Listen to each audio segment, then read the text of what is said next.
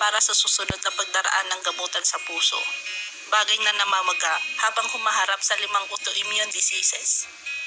Ito ang binahagi ni Chris tungkol sa ilang updates kaugnay ng kanyang kalusugan sa Fast Talk with Boyabunda. On Monday, papasok ako sa ospital at may susubukan kaming biological na gamot. This is my chance to save my heart. Wika ng aktres kay Abunda. Kung hindi ito tumalab, I stand a very strong chance of having cardiac arrest. Pwedeng in my sleep or kung ano man ang ginagawa ko, pwedeng tumigil na lang yung pagtibok ng puso.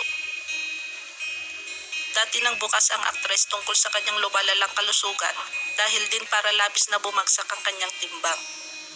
Dagdag pa niya, nagdulot na rin ng mga komplikasyon sa kanyang puso at kanang baga ang mga naturang autoimmune diseases. Dahilan daw para maging crucial para sa kanyang buhay ang susunod na 6 na buwan. Bukod pa rito, maaari raw siyang ma-stroke anumang oras sa ngayon, lalo na't may kasaysayan ng cardiovascular diseases ang kanilang pamilya. Ang tagal niyo na akong pinagdarasal, but I really need it now.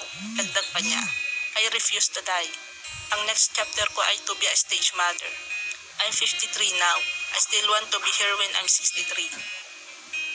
Binahagi rin niyang itinaas ang nire-reseta sa kanyang methotrexate, bagay na karaniwang ibinibigay sa mga sumasailalim sa chemotherapy.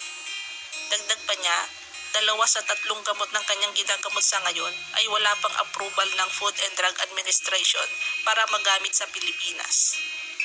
Una nang tinamaan ng COVID-19 si Chris noon, dahilan para lumala pa ang kanyang kalusugan.